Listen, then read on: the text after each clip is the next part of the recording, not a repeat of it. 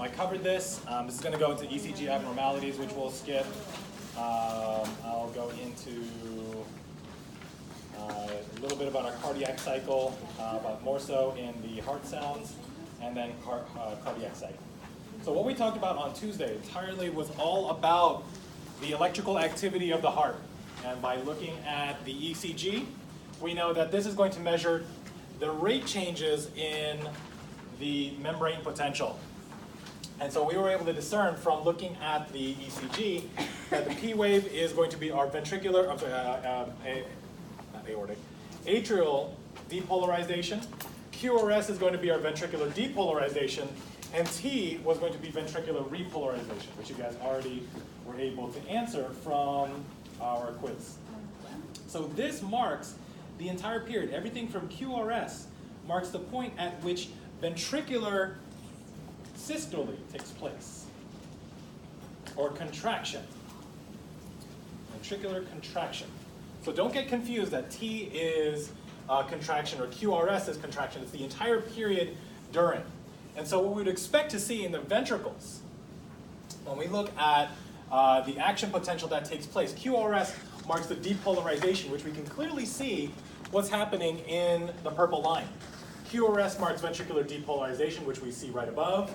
We see a sharp increase in our membrane potential, in which we're going to have sodium rush in.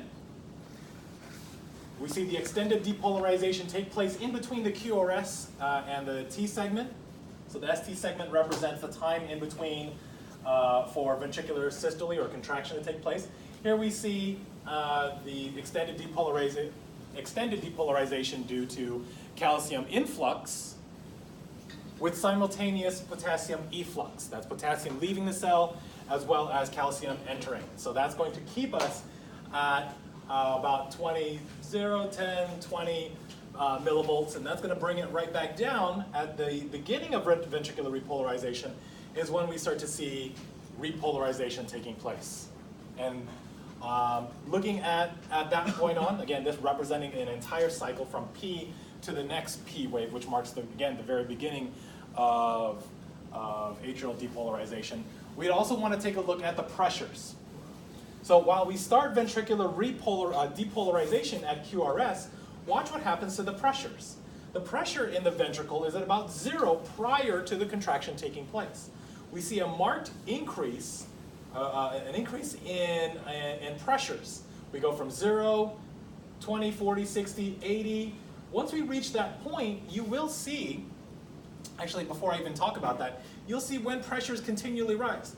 That means that as we start moving through that extended depolarization, pressure keeps rising, and that's because the ventricular muscle mass is continually contracting and contracting even more and more. And it continues all the way up to the point when we reach the end of the contraction, right up at that point. That's at our peak. And that peak pressure at that point is at about 120 millimeters of mercury pressure. That's how much force is generated by the ventricular walls during ventricular systole, especially towards the very end. Once we get into ventricular repolarization, you'll see the pressures start to decrease rapidly. And that, again, marks the point at which repolarization, the ventricular muscle walls relax. It continually relaxes even more, up to the point that we're back to 0 millimeters of mercury back in the ventricle. Now, what does that mean in terms of the ejection of blood? We'd actually have to see, as I mentioned prior, what governs the movement of blood from the ventricles over to the aorta is all due to pressure. Okay, if that's blood moving from the atria, from the left atrium to the left ventricle, or from the left ventricle to the aorta, it's all going to be governed by pressures. Do we have enough pressures in the prior chamber to push blood out into the next chamber? Meaning, in order to get blood to eject from the left atrium to the left ventricle, the pressures have to be higher in the left atrium to push blood into the left ventricle. And then, subsequently, looking at getting blood from the left ventricle over to the aorta, we have to generate enough pressure in the left ventricle to exceed that of the aorta to get blood to move from the left ventricle over to the aorta. So do we see that happening? Yes. Right up at that point, you'll see that the back pressure in the aorta that's being exerted on the aortic valve, okay, The pressure that's being exerted on the aortic valve is saying we need to exceed that ventricular pressure above aortic pressure to get blood to eject. And when does that take place? Somewhere in the very early stage of ventricular systole, you'll see that the pressure starts to rise up to the point that we're above aortic pressure. So at that point, that characteristic point in time, we'll see the aortic valve open. And as long as ventricular pressure is above that of aortic pressure, we'll see the ejection of blood take place. But as ejection of blood is taking place, we'll see that pressure is still continually rising. Why is that? Because we're still in a depolarized state. We're still in ventricular systole. So as we're continuing systole, you'll see those bridges continually contracting. The muscular bridges continually sliding against each other, and the contraction working even harder and harder. So up at that point, you'll see when our pressures, when we reach ventricular repolarization, again, the point where that's marked on the ECG as the T wave, you'll see our pressure start to drop. And as pressure drops, we get to the point that it drops below that of aortic pressure. Now, aortic pressure is higher than that of the left ventricle. So I already mentioned that the direction of blood movement is governed by pressures. So why doesn't aortic blood move, or blood that's in the aorta, move back to the left ventricle? And that's due to the aortic valve closing. In other words, to use an analogy, if the pressure was higher in the hallway than it is in here, that door would slam shut. Okay? And if that aortic valve is working like it's supposed to, that means that blood can only flow from the aorta out down to the ascending aorta, down to the descending aorta. It can only move out one way. And then as I mentioned prior to our Thursday's lecture, the aortic valve doesn't have any structures to prevent it from flipping back open and allowing blood to regurgitate. And that regurgitation of blood would mean aortic blood going back into the left ventricle. Why is that bad? Well, now you have blood that's going in the wrong direction. That's blood that should be going through the systemic circuit, but that means that's blood flowing backwards. So I'm going to take that back into, now that we've been able to establish the pressures and what the pressures mean for the ventricle over the aorta, we'll expand on this diagram by looking at the heart sounds, and then we'll also take a look at the volumes of blood in the left ventricle. So the pressure changes in the heart sounds that we would hear, in a perfectly normal heart, what you would be able to hear is basically nothing. Is it? Is it?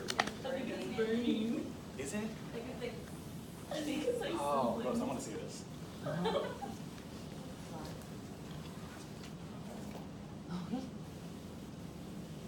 Yeah, it's not really good. It's buzzing away in there. It's not going anywhere. Now they got my attention. All right, so like I said, the heart, the valves, anything that's moving through, blood moving through a vessel shouldn't make any sounds. And if you get a garden hose that's completely laid out, completely straight, and you had water flowing through it optimally, it would create this laminar flow, meaning it flows equally. There's no, the water isn't flowing any other direction other than outwards. And that shouldn't create any noise. It's not until you actually kink that garden hose that you can actually start to hear turbulent flow. That turbulent flow is something that you don't want to hear in the heart, because now you've got blood that's not really flowing the direction it should be. It's twisting and turning, and it's not moving in that right direction. So the sounds that you typically would hear, the heart sounds are going to be important because they're going to give you the sounds that you're hearing in the valve. And the sounds that we would typically hear, you would hear the lub-dub, lub-dub, lub-dub. And all of those correspond. That first lub that you're going to hear are the slamming of the doors. Those are the slamming of the valves. And the first valve that I had described earlier, well, actually, technically before this, the valve that you would hear at this point,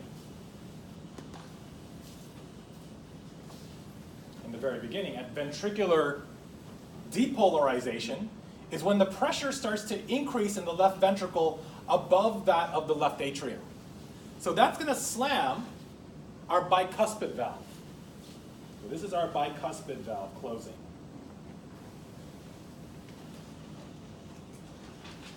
the bicuspid valve again, the tri-right, bi-left. Bicuspid valve closes because ventricular pressure rises. That prevents the flow of blood from the left ventricle back to the left atrium. Then the next valve that we're hearing that's going to shut is the aortic valve, hence the dub. So lub would be the first sound you hear. The second sound you hear is the dub sound. And that sound is the aortic valve closing. And then you don't hear anything for a while.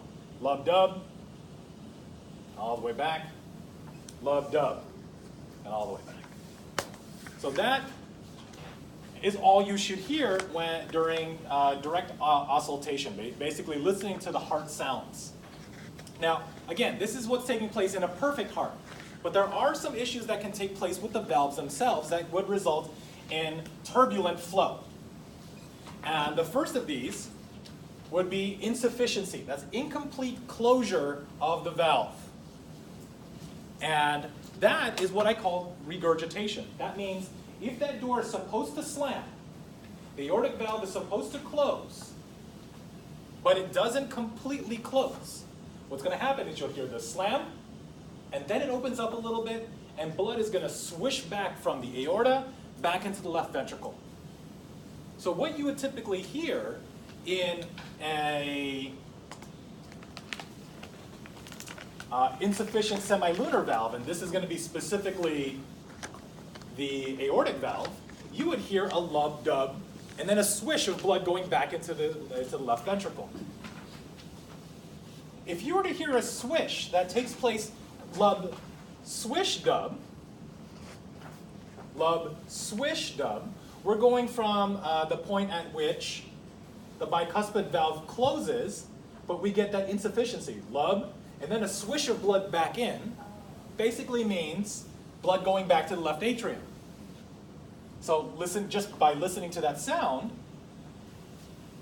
insufficient AV valve creates that regurgitation that you would hear. So again, just listening to the sounds would give you an indication as to what is malfunctioning in the heart.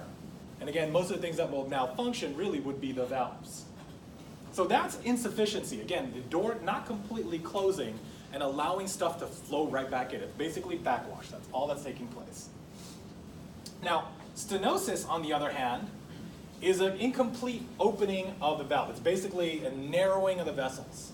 You ever hear of a stenotic aorta or any stenotic valves? It's basically a narrowing. And that would be something like if you're supposed to blow out of pursed lips, that's supposed to sound fine, but it's not until you really narrow out the valve where it starts to kind of sound like a whistle. Okay? So that's exactly what's happening with stenosis, is that now that you have a whistle taking place, that's going to create some turbulence that you can hear. And naturally, stenotic valves will have a whistling. So what you would expect to hear in terms of the whistling is different. It's not like what you heard with our regurgitation. If we hear lub whistle dub, that's the whistling that's taking place after the valve closes. So bicuspid valve closes, lub whistle, the whistling that's taking place is blood moving through the next valve. And that next valve in between the left atrium, from the left ventricle onto the aorta is the aortic valve. So a lub whistle dub is the whistling of blood before the aortic valve closes. So that notes that that is a stenotic aortic valve. The other way around, which is a lub dub whistle, would be everything after the aortic valve closes. Now you've got blood moving back from the aorta, all the way going back through, eventually through the pulmonary circuit back to the left atrium. And then from the left atrium to the left ventricle is everything that's taking place is a stenosis that's taking place in the bicuspid valve. Okay, so again, narrowing of this valve creates that whistle that you hear. So lub dub whistle is everything that happens right before this point, before the bicuspid valve closes. And again, going back at this chart, lub dub whistle, stenotic AV valve. Lub whistle dub is stenotic semilunar valve. So those are the sounds. And again, the sounds, looking at that, what I've been able to describe. This slide kind of gets back, and this is where we left off on Tuesday. This is pretty much just a reiteration of what we talked about. A cardiac cycle is everything from our P wave just up to the next P wave. So this is one entire cardiac cycle. And one cardiac cycle, the length of the cardiac cycle represents one beat. So you can measure how long it takes for one cardiac cycle. And if it's 0.6 seconds, that comes out to 60 divided by 0.6. It's going to be about 100 beats per minute. If it were 0.8 seconds, 0.8, that'll be 60 divided by 0.8. That gives us 75 beats per minute. If this whole cycle took 1 second, how many beats per minute is that? If it took 1 second, one cardiac cycle per second, how many beats per minute is that? 60 beats per minute.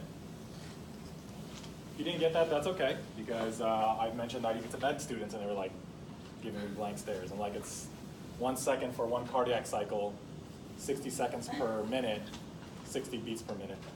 So that's okay. So keep that in mind when we look at the length of the cardiac cycle. And again, what's going to govern why, what we'll talk about later when we talk about the length of the cardiac cycle, what's going to govern the changes when we look at sympathetic output versus parasympathetic output in terms of adjusting the length of the cardiac cycle. Where would we expect to see that? And I'll talk about that in just a minute. So now that we've established the cardiac cycle, we know that systole and diastole refer to contraction and relaxation. And depending on what you're talking about, atrial systole would be atrial contraction.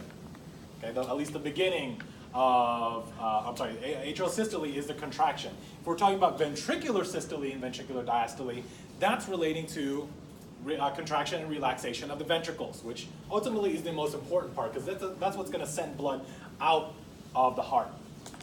So this slide just basically talks about what's taking place during the cardiac cycle, where you have the atrial systole, which contracts the atria, relaxation of the ventricles in order to fill the ventricles.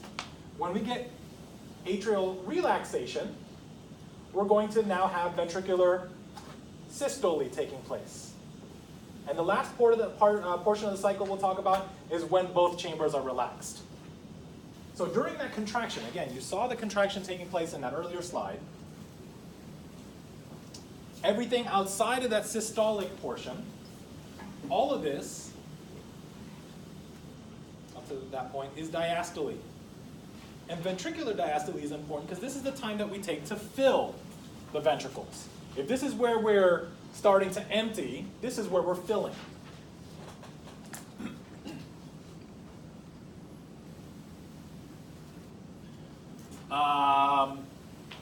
What we talk about in this particular slide, the whole point of understanding filling, ventricular ejection, we'll get into the next stages. What's important in measuring afterwards, to give us an idea of how much blood is flowing through, is to also determine the pressures that are measured, because the pressures are going to be important, and I'll explain more in our vessel lecture. The pressures are going to be important, then we want to measure that in the aorta, as well as the pulmonary trunk. And we want to make sure that they're normal values. And so this is important. We want to make sure that aortic pressures are high enough in the aorta, because that's going to be able to push blood all the way out through the systemic circuit. And again, where I was having you guys measure this before is mean arterial pressure. We knew that the very peak of ventricular pressure was 120, and diastolic pressure, not so much in the ventricles, but in the aorta, is about 80. So here you start to see the 120 over 80. We're just starting to touch where that 120 over 80 comes from. So the highest pressure in the aorta is 120. The lowest pressure in the aorta is 80. And that's going to be important to be able to measure the mean arterial pressure. We want that mean arterial pressure to be about 90 millimeters of mercury in order to be able to push blood. Remember what I said about the direction of blood flow is going to be governed by the pressures. And as long as pressure is higher in the sections prior, it's going to push blood all the way out through. And by the time we make it to the capillaries, we want it to be about 35 millimeters of mercury by the time we reach the very beginning of our capillaries. And that's what I hope to at least cover by the end of today, because this is where we're going to start to have the area, the crucial area for gas exchange, fluid exchange to take place in the capillaries. And with and as long pressures are normal, by the time we get all the way back to the vena cavas, we can continue back again. So with those pressures in the left ventricle and as well as the aorta, we want to be able to measure this. I'm going way too far. We want to be able to measure those in what's called the cardiac catheterization. And the cardiac catheterization utilizes what's called a Swan catheter. And basically it is it's a catheter. It's a tube with a balloon at the tip. And that allows us to basically tell pressures. It's a form of a baroreceptor. Okay? And that balloon that gets fed in, it's actually created by a guy named Dr. Swan, who's actually at UCLA. I believe he may have passed away. I don't know if he's still alive, but I know he's old. But nonetheless, we want to be able to measure the pressures directly from the aorta. We can typically do that. Again, what our lab is going to be talking about when we do it next Thursday, the lab is going to have us measuring those blood pressures in a cuff that's close to the same level as the aorta. It'll give us an indirect measure of what the pressures are in the aorta. But if we want to measure it, we actually would directly measure it by feeding this Swan catheter. We would cut the femoral artery, we would place the tube in, we'd feed it all the way up the descending, up to the ascending aorta, and then we can measure the pressures in there directly. And that's going to give us the mean arterial pressure, a direct measure in the aorta itself. That's something that's done, but that gives us the systemic circuit. The only way to actually measure the pulmonary circuit is to measure the mean arterial pressure in the pulmonary trunk. So this is going to be important. We want to make sure that normal pressures take place over here, because by the time that blood makes it over to the lung, we want to make sure that the pressures are normal in order to facilitate gas exchange taking place. If it's not normal, then we get a form of edema around the lungs.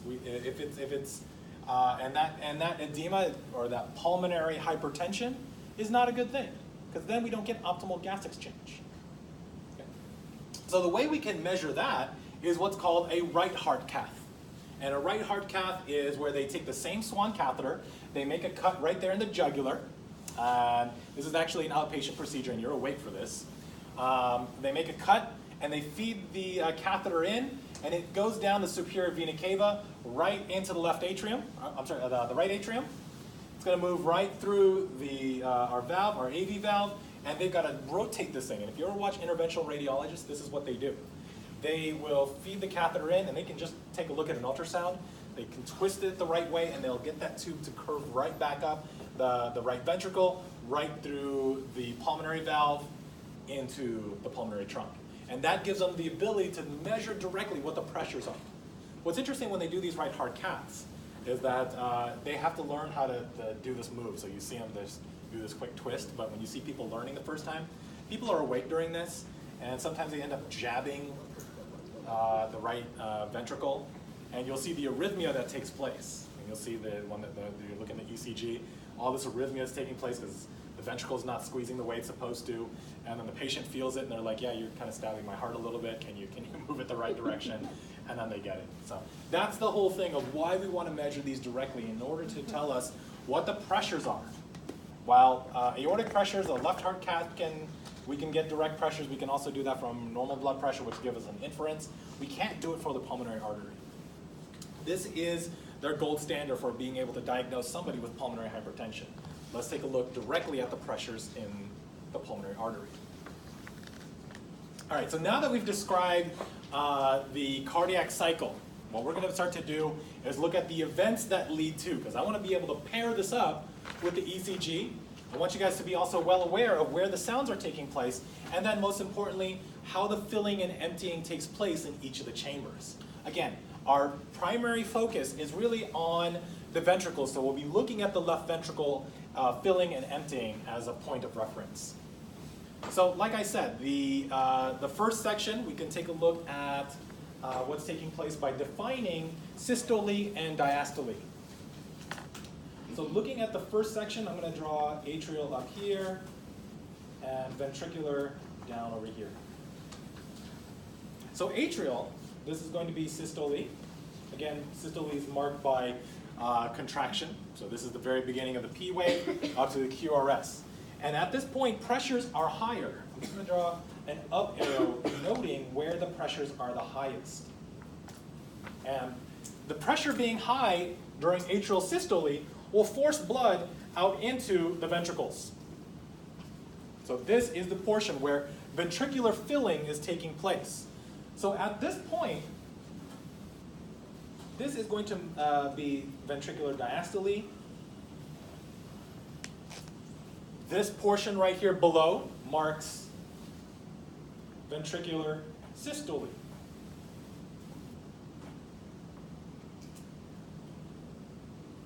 And how do we know that? Well, where we can see isovolumetric contraction.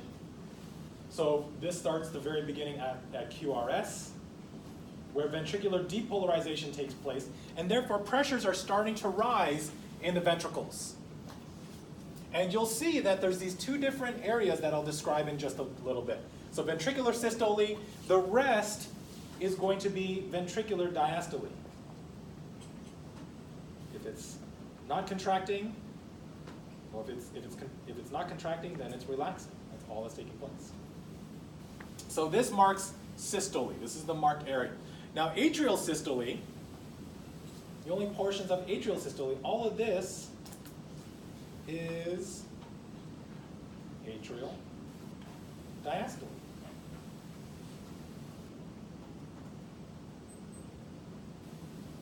All the way back out.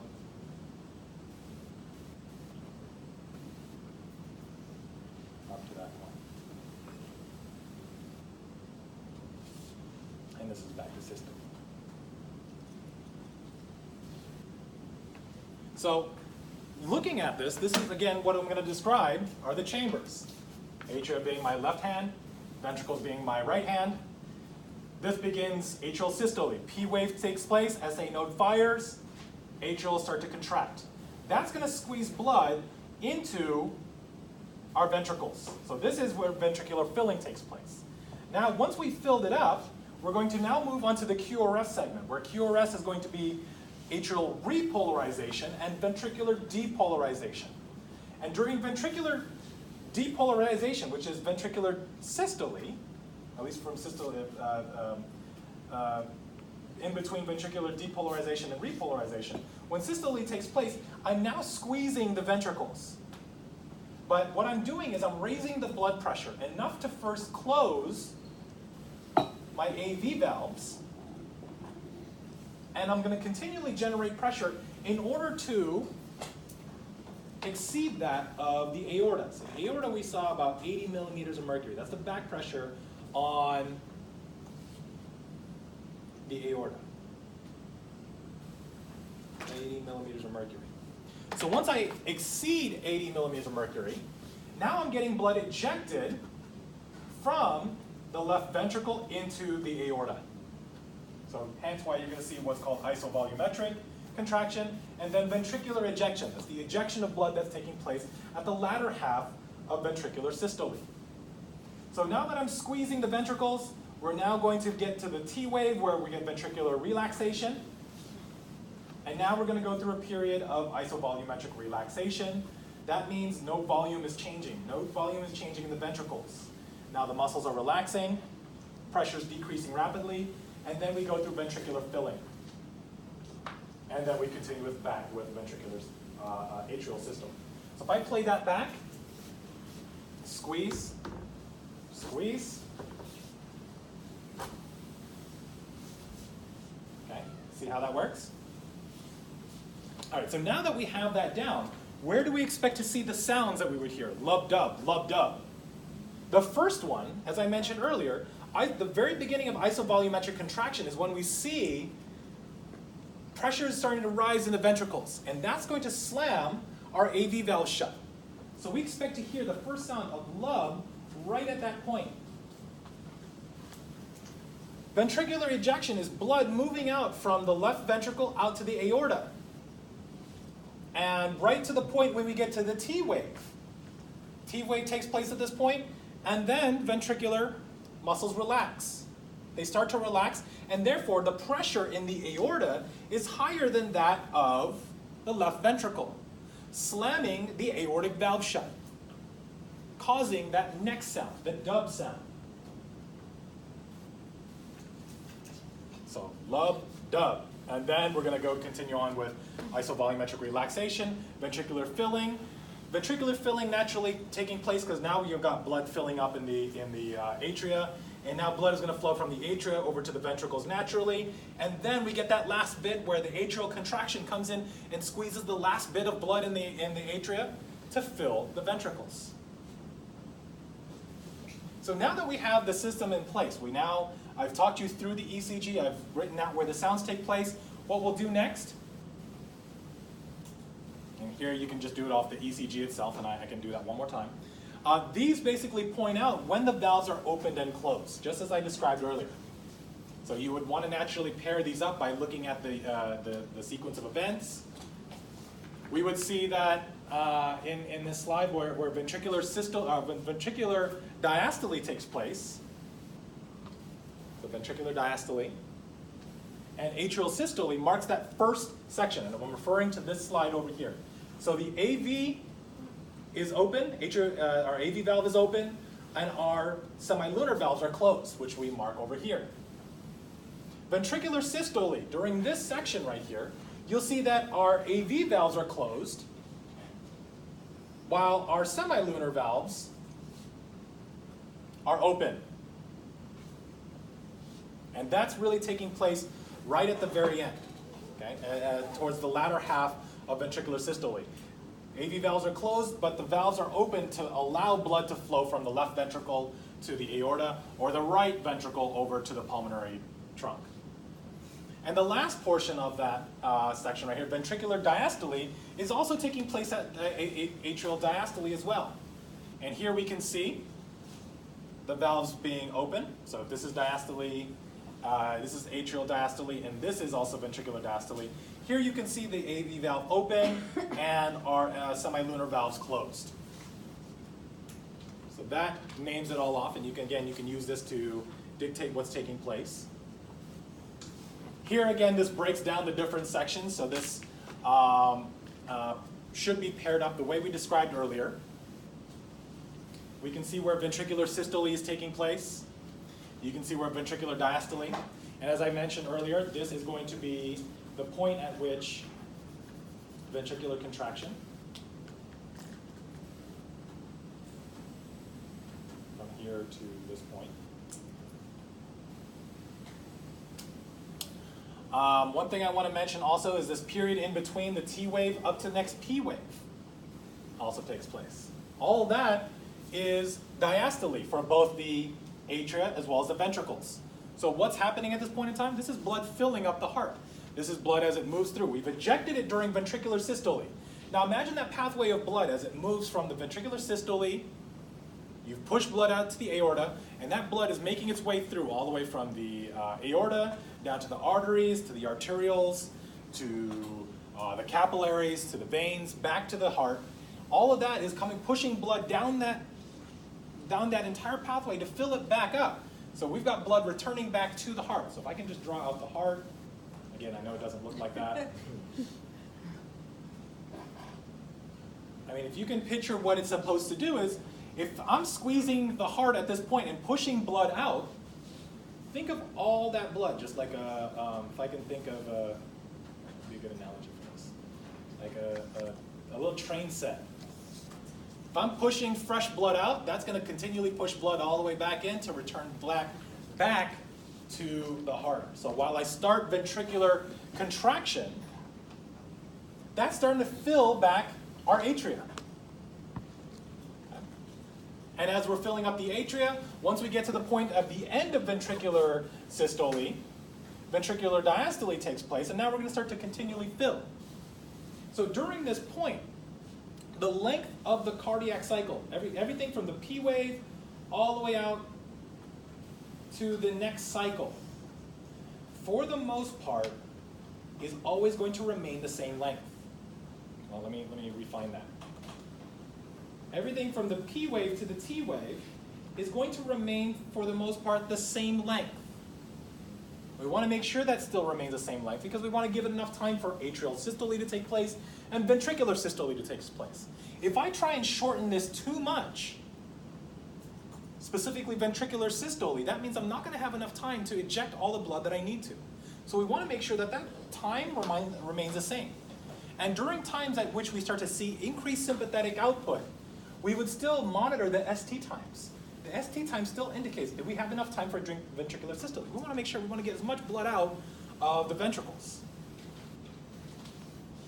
So now that I've kind of talked about the sympathetic effect, how do we speed this up? If this is over, if the length of the cardiac cycle from P all the way to the next P wave is about 0.8 seconds, which comes out to 75 beats per minute, what happens if heart rate increases? What happens? What does the sympathetic effect do? How do we decrease the length of this?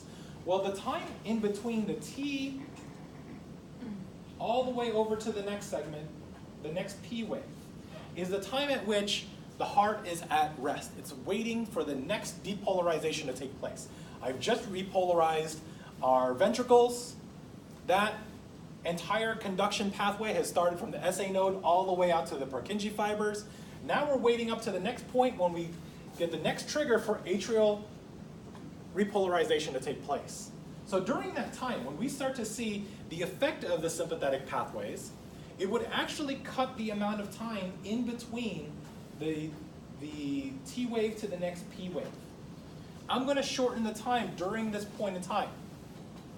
So you might think, if I'm going to shorten that amount of time, doesn't that affect how much blood is filled up during this period?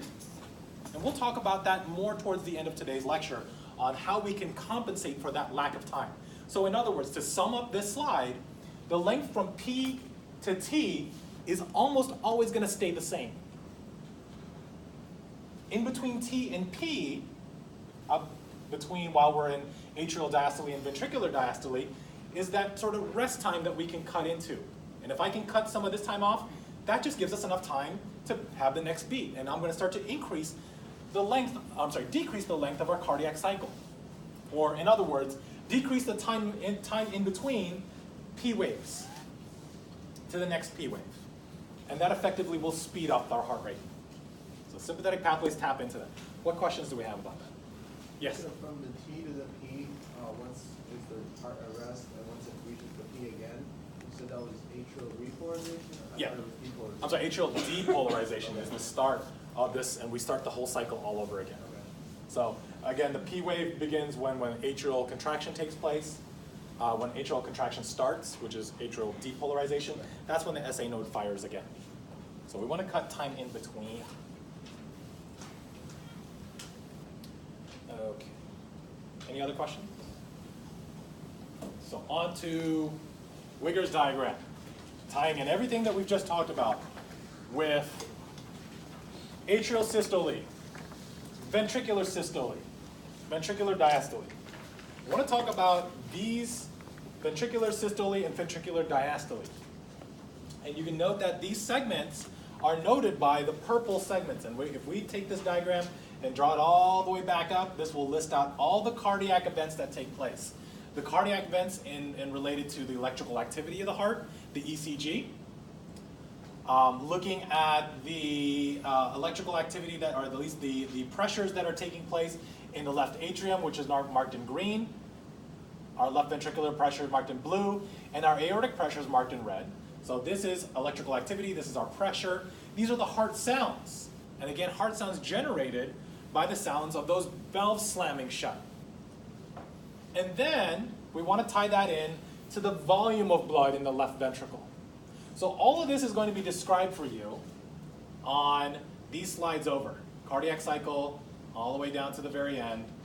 We'll kind of describe that for you. So like I said, I will walk you through it, but if you need later reference, this is what you guys can read through. So the very beginning of all of this, we can mark when our bicuspid valve closes. That's going to be our first lub. the second sound right here at S2, which marks the end of ventricular systole, is when our aortic valve closes. Hence, we have our lub-dub. So we can work off those sounds, which we've already been able to describe. We've already measured the pressures. We've talked about the pressure in between the very beginning of ventricular systole and the very end of ventricular systole. We've seen the pressure changes that take place in the left ventricle marked off by blue, and how that relates to the pressures in red, which mark our aortic pressure. In order to get blood to eject, note this very beginning segment. This is the very beginning of ventricular systole. This is called isovolumetric contraction. And it is called by isovolumetric contraction because this is the same volume. It's the same volume. There's a marked increase in pressure in the left ventricle. But why the volume isn't changing is because our aortic valve remains closed during that time. And at the same time, our AV valve is closed. So while I'm contracting the ventricular muscle mass, I'm just taking a water balloon and I'm squeezing it and I'm increasing the pressure. And it's not until I can get that pressure higher than that of the air pressure that I can finally get blood or water to squeeze out of that water balloon. So during this time, I see a marked increase in pressure, and it's not until I get to the point that we exceed that of the aortic pressure. So remember, we go from left atrium to left ventricle to the aorta. And we know that at rest, it's about 80 millimeters of mercury. And we can see that right up here, 80 millimeters of mercury. The pressure starts to increase, up to the point that the ventricular pressure exceeds that of the aorta. Once we reach that point, we see we're right down at this point right here, which marks the very beginning of ventricular ejection. So the only time blood is flowing out of the ventricles is when we open up the aortic valve all the way up to the point that ventricular repolarization takes place, where our ventricular muscle walls relax, pressure starts to decrease, and the aortic pressure is once again higher than that of the ventricles. And how do I know that? Well, take a look at the volume in the ventricle. Here we are at the highest. We see ventricular ejection taking place. We see blood ejecting all the way back out. And we don't completely empty out the ventricles. That's not entirely possible, but we get down to the very end. So marking off that point where we see the highest amount of blood, again, the highest amount of blood would be at the end of atrial systole, or at the end of atrial contraction. We now have the isovolumetric contraction where the volume remains the same. This point right here, at this point at the very end, which is the end of diastole, the end of ventricular diastole, which goes all the way, and let me just draw V diastole. We go from here all the way out to this point right here. This marks ventricular systole. So in between ventricular systole and diastole right here, this is the end volume at the end of diastole, also known as the end diastolic volume of the left ventricle. That's how much blood we have in the left ventricle right before we begin systole. So end diastolic volume. Now at the very end of systole, at the very end of ventricular systole, marks how much blood we've actually ejected out of the ventricle, which we call our end systolic volume. So in other words, the amount of blood that is pumped out of the ventricles during ventricular systole is the end diastolic volume, which is about, in this area right here, about 130 milliliters in the ventricle, all the way down to the very end, which is about 60 milliliters left over in the ventricle. And that is our stroke volume. So stroke volume, which I'll describe in our later slide, is how much blood is pumped out per heartbeat. And like I said, I'll describe that for you on our later slides. Right there, stroke volume. And it's our end diastolic volume minus what's left over, which is our end systolic volume.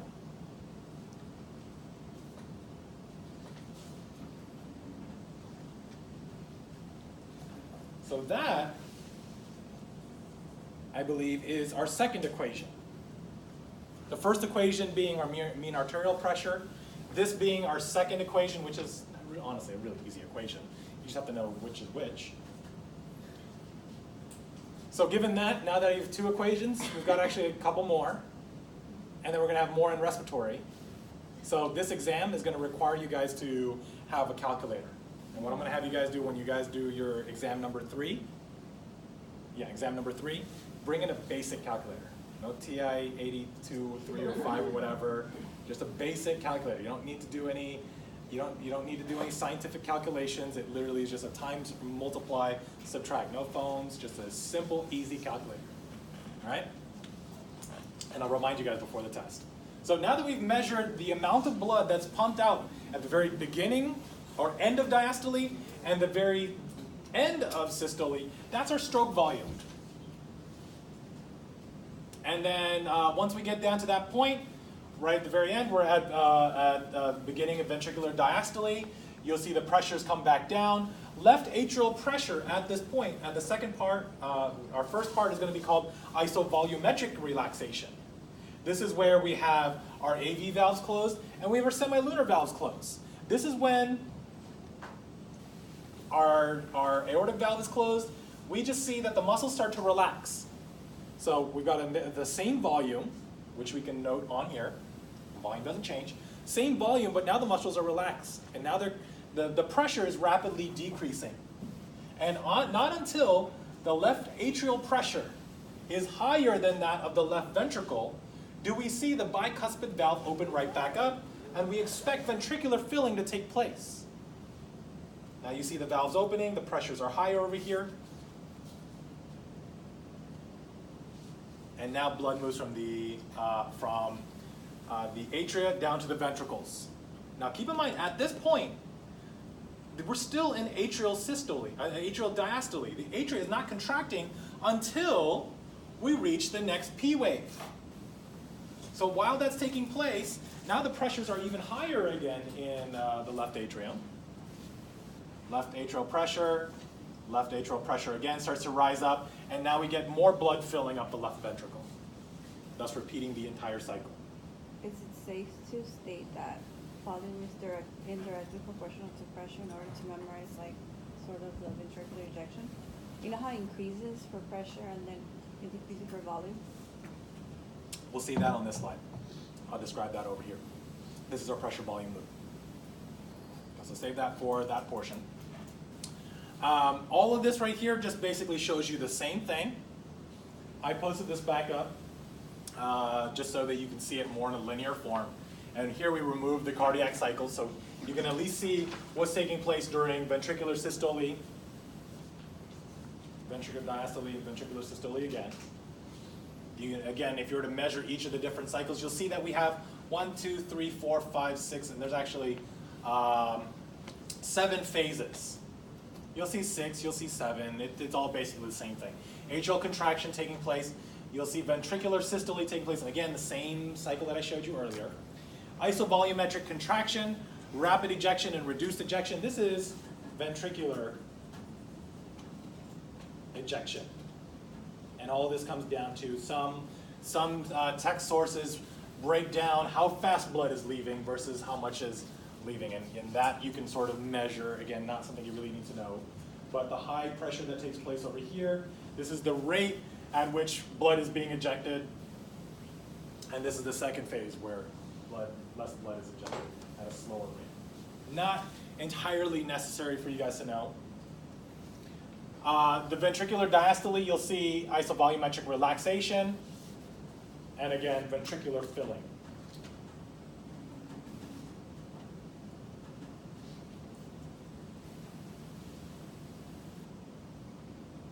And that one we can measure our slope up here versus our slope over here. And again, not really important, but when you guys get into more advanced cardiovascular system, you'll be looking at the differences in there. And the mechanics are going to be slightly different. But nonetheless, same concept. Either you're ejecting blood or you're filling blood. Takes place during systole, as well as ventricular filling taking place during ventricular diastole. So all of that is narrowed out for you. And then each of these right here will point out at the points at which the valves close. So you can start to measure where these different sounds come from. And one thing I want to point out, if you ever get curious and wonder why there's a third heart sound, that third heart sound is abnormal in people over 40 years old. But is actually common in younger people and actually even common in athletes. And that sound is the reverberation going on. It's basically an echo of the ventricles filling. That's all it comes down to. You have a strong enough heart that blood flows right back in and it creates this echo. That's all it is. So normally you see here a lub dub, and this third sound is a very, very minor sound. This is going to answer the question about the relation between pressure and volume. Now, this really just looks at the changes in pressures as well as the volume that takes place. And I don't want you guys to think that that they're both tied in together. If pressure rises, volume decreases, or anything like that. This illustrates the separation that occurs between the changes in pressure as well as the changes in volume. So what we're looking at on our y-axis is the pressures in the pressure in the left ventricle, and what's happening in the x-axis are the volume changes. So right off the bat, we can easily isolate when our isovolumetric filling, isovolumetric relaxation, and filling, isovolumetric contraction and relaxation take place. And where do we see that? The areas at which ventricular volume remains the same. So over here we're about 120 milliliters, 130 milliliters to be safe. You'll see this area right here, the volume doesn't change. But we see the pressure rising. Let me start off at step A. Step A, actually hold on a second, let me see, where do I want to start? Okay, no, we can start at B, that's fine. B is the end diastolic volume. This is the point at which our ventricle is filled up at about 120, 130 milliliters per minute. I know that at this point the mitral valve closes, or bicuspid valve closes. So let's take a look at where that takes place. Number 2. So this point right here is where our bicuspid valve closes, and you see that the pressure is rising, but the volume doesn't change. That's exactly what's describing when we go from B to C. Pressure is rising because we see this is where ventricular contraction starts. We see pressure rising. And it's not until we exceed the aortic pressure that the aortic valve opens. And so now that our pressure is higher, we're going to continue ventricular systole all the way to the point. Now we're seeing a decrease in volume.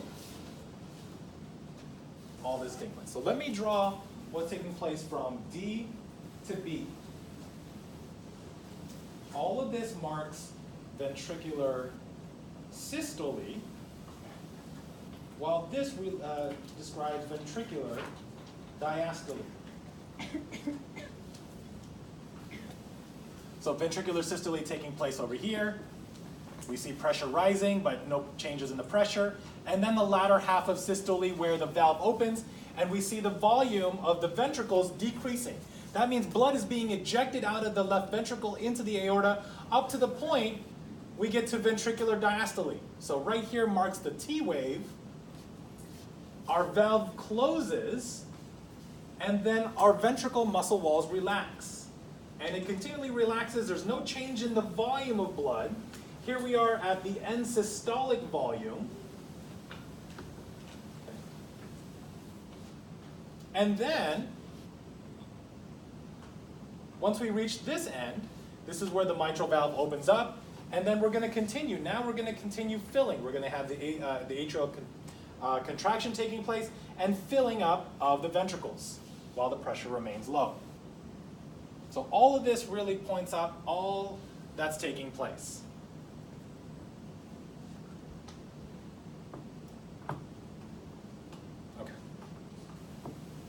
again, each of these cycles, each of these points right here talk about the different segments. So just in case you're lost at any point, feel free to refer to that. I can also talk to you guys afterwards if you need to revisit this. What questions do we have before we continue?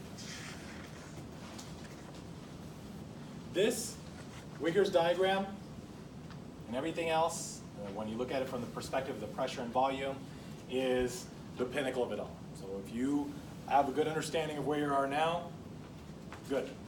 If you don't, that's okay, because you got to just go over this. You got to dissect it and see each of the segments and look at it from our pressures, our volumes, the electrical sounds, as well as the heart sounds. Now piece it all together, and that will give you the entire cardiac cycle. No questions? The last thing we're going to take a look at before we go on break is to, now that we've been able to describe all the heartbeat stuff, last thing I'll finish off with are the different time points. So here I'm just going to draw again our P wave, QRS, to T wave. P, QRS, to T.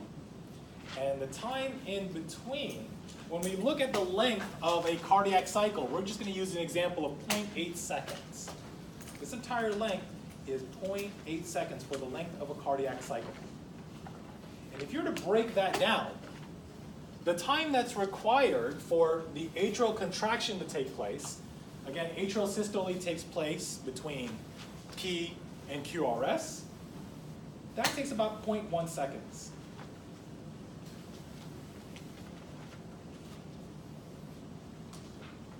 Ventricular systole, which takes place between QRS and T, is about 0.3 seconds.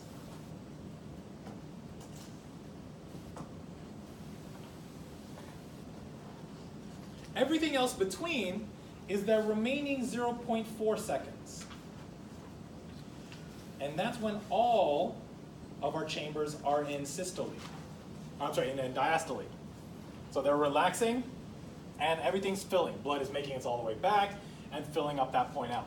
So when we see the systemic effect, or the sympathetic effect, is going to decrease the amount of time during this point. So this is where our fudge numbers come from. We can start to kind of decrease the amount of time in between the T to the next P wave, that 0.4 seconds, to allow us to bring our heart rate back up. Now, when you start to get into much more advanced text, you'll start to see that there are some changes that take place between PQRS and ST, minor changes there. This tells us the electrical activity. Even though there's minor changes, there's also changes that are taking place in the amount of filling. But right now, that point is moot. We're just going to stick with 0.4 seconds in between that we can allow to change. Heartbeat hypothesis. I don't even want to really talk about this. It's theoretical. I don't really like the theoretical stuff. But basically saying the size of the organism, when we go from mouse all the way out to a whale, determines the number of heart, depends on the metabolism. So we start to see an increase in metabolism, a decrease in metabolism. It's not even related to metabolism. The larger the organism, the longer the life expectancy.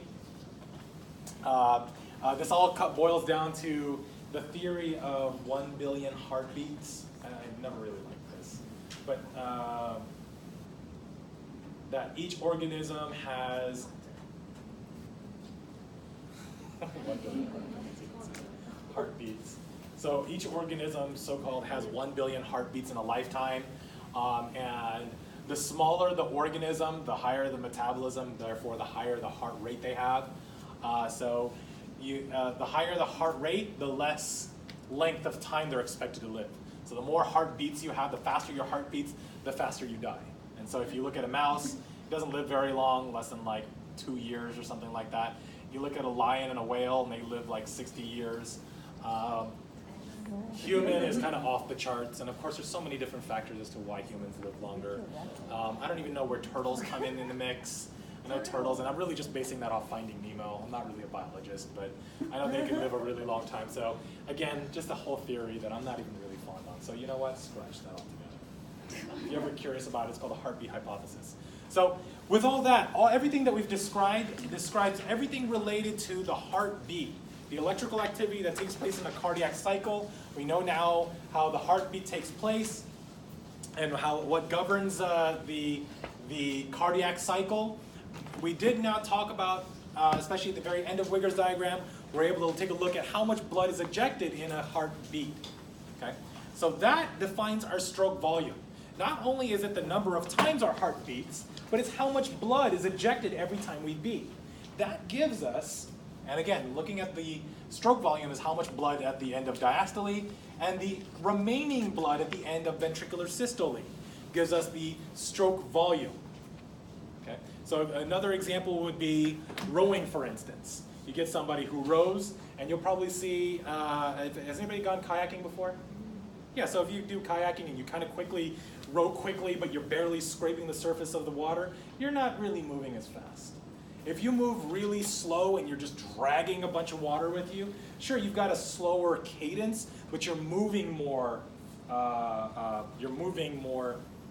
water with each stroke. So that's your stroke volume. What you want to picture to be optimal kayaking, and I'm hoping this analogy is working because it's the first time I ever used it. But with kayaking, you want to make sure that you get the optimal number of strokes and the amount of water that you're pushing at the same time. That amount that you're pushing is called your cardiac output. And your cardiac output is the number of times your heart beats times the amount of blood pushed with every beat. Okay? So looking at that equation, cardiac output equals heart rate times stroke volume. That is how much blood is flowing through the heart per minute. And how do we derive that? A heart rate is in beats per minute.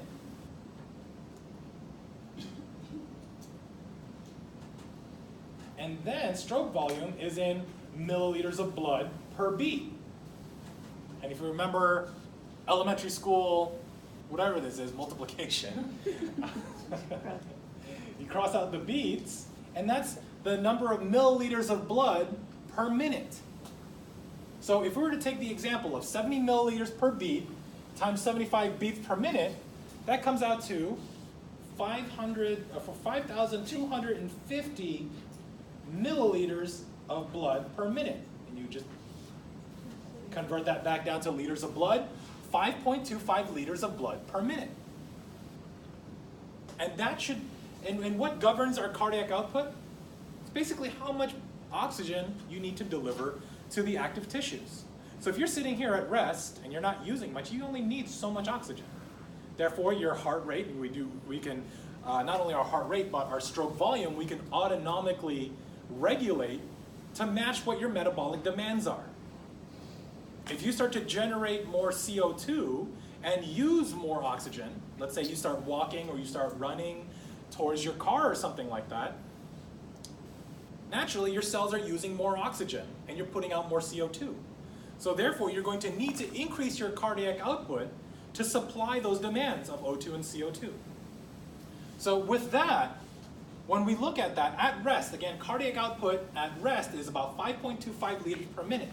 I did mention earlier in our blood lecture that we have about 5 liters, about 9 pints of blood, 5 liters of blood in a male of average height and average weight.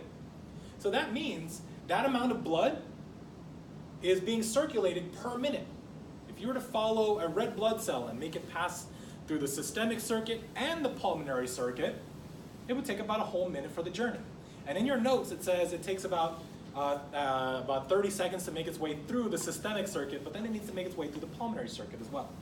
That's a full minute. So that's a whole ride that a red blood cell becomes oxygenated and deoxygenated. And that kind of serve as the sort of template that we'll talk about at the latter end of our blood vessel lecture. So we can adjust these. We've talked about autonomic adjustments of the heart rate, but we need to look at the autonomic adjustments of stroke volume. And I'm going to go back to an even earlier slide that I'd like to refer to. This one's going to be important, and this one is going to be the autonomic regulation of the heart. This is slide 50. just count 50 slides from the very beginning and you'll get to this slide. So this slide points out, if you remember on Tuesday, we talked about the pathway from the parasympathetic output. And remember, if we cut the nerve, the vagus nerve, that's the one that leads from our cardioinhibitory of our medulla oblongata, that innervates the SA node and the AV node. These are going to affect the intrinsic firing rate of the SA node and the AV node.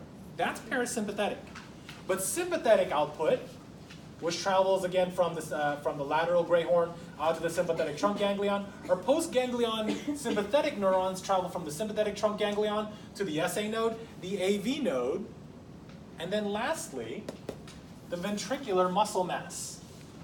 So if I have epinephrine that's being sprinkled right onto the ventricular muscle walls, the ventricular muscle walls have adrenergic receptors, meaning they receive epinephrine and norepinephrine.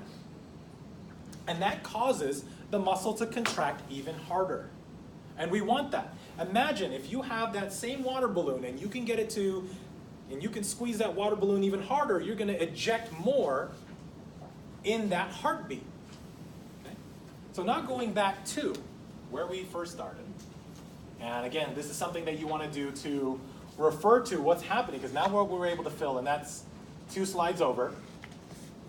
The sympathetic effect on ventricular muscle is to increase contractility and strengthen the contraction. And it does so by looking at the cardiac muscle cells. We want to strengthen that. And let's take a look at how that takes place.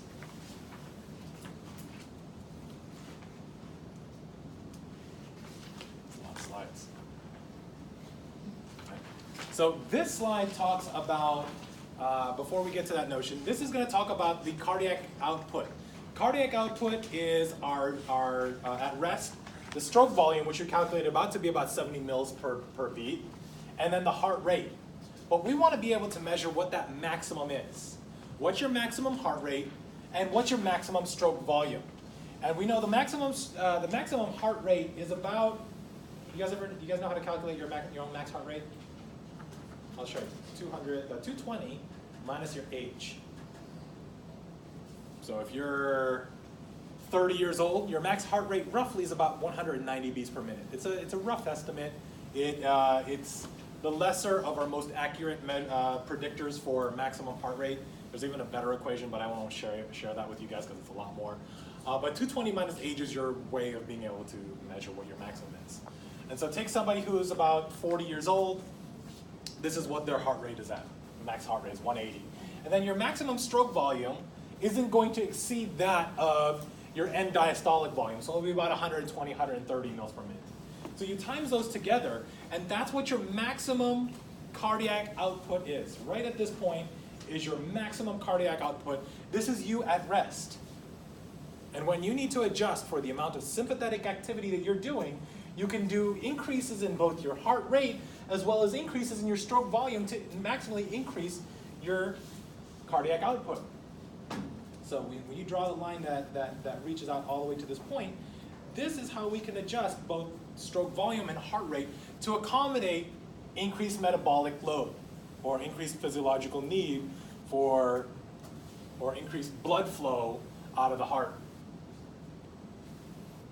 in order to supply blood, nutrients, oxygen, gas exchange to take place, and everything else. So that's the effect of sympathetic, the sympathetic effect is to increase cardiac output by increasing both stroke volume and heart rate. Now, how does this work? So the principles that I'm going to talk about, things that are going to affect stroke volume, and this is going to be described for you on the next slide over. How do I get the heart to pump more blood?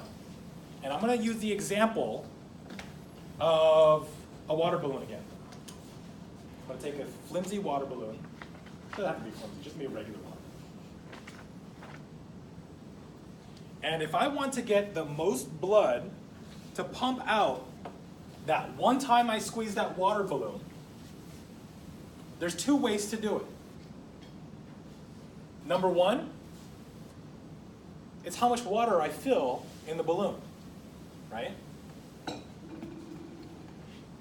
That's number one.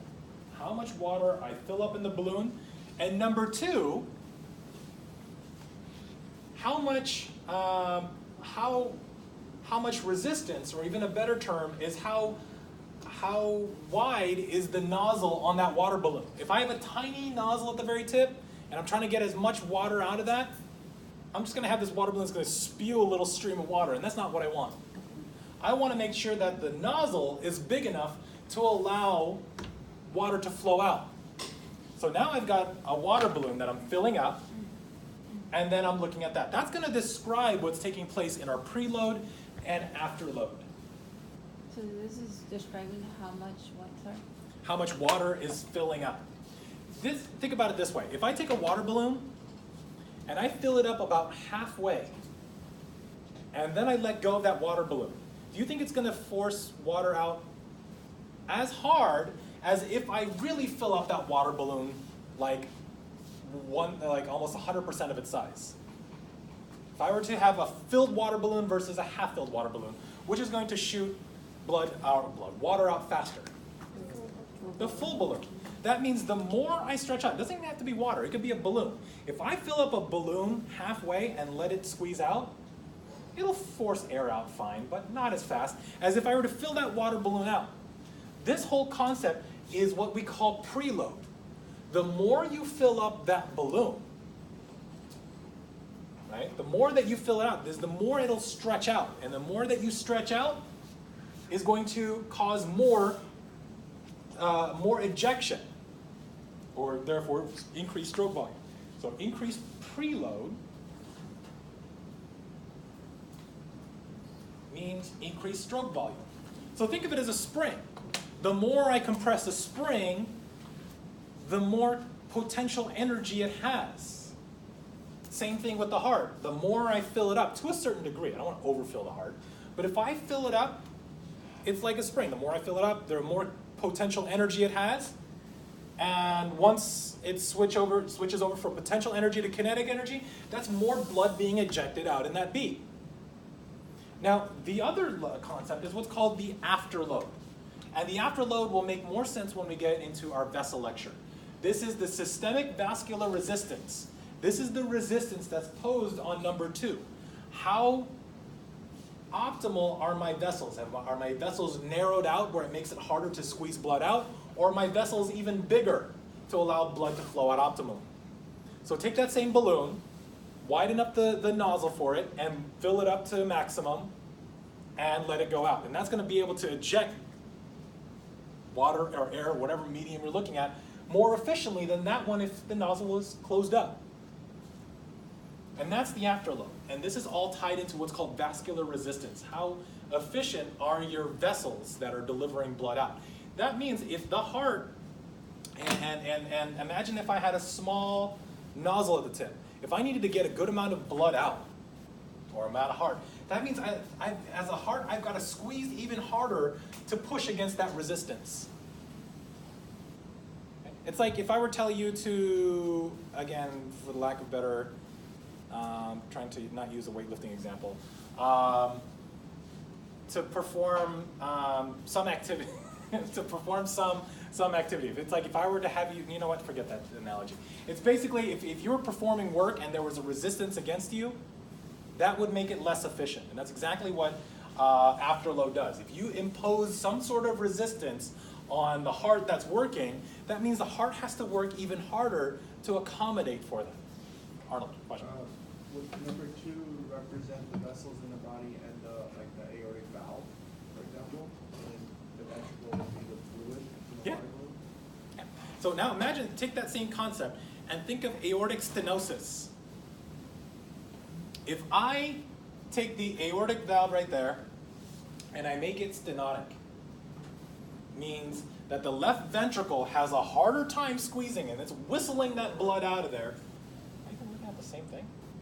Oh yeah, okay. If blood is trying to squeeze out through that stenotic valve, that means that the left ventricle has to work harder to push blood out the left into the aorta. And that's going to be excess effort. And if your heart is constantly working and it needs to ramp up, that resistance is going to affect it. And so what we'll talk about in our vessel lecture is our ways that our body will reduce resistance in order to allow for optimal blood flow increase. These are things that we need to understand. And preload is something that also involves vessels. How do we get more blood to return back to the heart?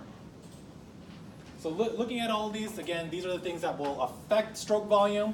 Ventricular filling before contraction is a preload. How much blood can I fill?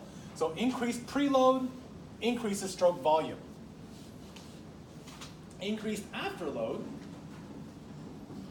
decreases the stroke volume. The resistance in the blood vessels the heart is pumping into is the afterload. And then lastly, the contractility of the ventricles. Basically, how well does the ventricle squeeze? So what would be an example of a resistance? Resistance would be the aortic stenosis. Another example would be high blood pressure, high blood pressure is great. That's another good one. If high blood pressure, if the aortic pressure is, let's just be, for our diastolic pressure would be, I don't know, 100, and again, this is kind of 100 millimeters of mercury. That means that the left ventricle has to go higher, has to contract higher than 100 millimeters of mercury to allow blood to eject into the aorta. That means that's less volume that goes into the aorta that makes its way through the systemic circuit. And in order to get more blood out, the heart has to pump even harder and has to work more heartbeats. You have to put in more effort, basically. Thank you. Exactly. So taking somebody who is athletic, right? And the reason they have a lower heart rate, again, cardiac output equals heart rate times stroke volume. If they've got a good stroke volume, that means their heart rate can decrease to keep up the same cardiac output. Somebody who is athletic has an optimal stroke volume. They know how to pump blood efficiently per beat. Therefore, they can bring their heart rate back down. But they can still get to their maximum heart rate. That means their cardiac output is even higher than what it normally is for a normal person. Hence why they call it cardiovascular exercise. You want to work on the heart itself. This slide talks about the effect of the preload. All of this is related to what's called Starling's law of the heart. The concept that I talked about earlier, the more the heart muscle is stretched, the more forcefully the heart will contract, just like that spring analogy that I used. So you want to have an optimal length, and looking at the sarcomere length, this is the cross bridges. You want to basically be able to pull the spring optimally so that you can contract even harder. And that would, looking at the normal heart, if we increase the preload, stroke volume doesn't really change as much in a normal heart during rest. But if we look at what's happening during exercise, you'll see that stroke volume increases quite a bit. So that increase in stroke volume due to the increased sympathetic tone is really due to the epinephrine. Same thing that we've always mentioned, epinephrine and norepinephrine. Catecholamines flowing through the system will now increase the contractility of the heart, therefore increasing the stroke volume, increasing the preload. The harder you pump, the more blood flows through back into the heart to fill it back in the first place. So the more the preload, the more the stroke volume. That's Starling's law. Stretch it out more, you'll get more out. And the more blood you get out per beat increases your cardiac output. So all of this looks into the components for our cardiac output to take a look at the heart rate, the two different components, heart rate and stroke volume. And each of those, increased preload would increase your stroke volume. Increased contractility due to our epinephrine and norepinephrine, our thyroid hormones, which are going to also play an effect on contractility. Looking at decreased afterload, you want to make sure that there's less resistance in the blood vessels, and all of that will contribute to more blood beat per minute. Now, increased heart rate, same thing. Increased sympathetic output onto the heart will drive an increased firing rate of the SA node. Decrease your parasympathetic output will also increase your heart rate. catecholamines, your epinephrine, norepinephrine, your thyroid hormones, and as well as the other factors that come into play that would increase your heart rate. Some genetic factors play a role, your age plays a role, your physical activity, and your metabolism play a role on what your heart rate is. So combine these factors and that will increase your cardiac output. Now, last slide on here, before we go on break and try and cover some things. What I plan on doing after break is to show you, just do a quick rundown of our vessel lecture, which we have for you, and then go over our first principle, and we'll just see if we have enough time to, I want to get you guys out of here before 9:45. The last concept here talks about the physiological mechanism to how we get increased contractility. So epinephrine, our catecholamines that are flying around, have these receptors. These are adrenergic receptors that receive norepinephrine. And what this is going to lead to is increased contraction of the muscle cells. So epinephrine binds to our receptors. Our receptors will turn on that G protein switch, which will catalyze a reaction for adenylate cyclase to convert ATP into cyclic AMP. This whole process you've seen before for the cyclic AMP that was our intracellular messenger. That cyclic AMP comes in and turns on a protein kinase A that activates our calcium channels. Activate the calcium channels, you now have calcium rushing into the cell, extending the depolarization, the length of depolarization. Now the longer the depolarization, the longer systole takes place. The longer systole takes place, the longer the contraction, the stronger the contraction. Now all of this right here is not as necessary, but it basically talks about how fast we can get calcium in and out. So any way you look at it, cyclic AMP, the main message of this, cyclic AMP, which is the intracellular messenger of epinephrine and norepinephrine on the muscle cells, will allow calcium into the cell faster, which again lengthens the length of depolarization, which strengthens the contraction. Okay? So that's the mechanism that takes place. Let's take shall we take a 5-minute break? 5-minute break. We'll meet at 9 o'clock.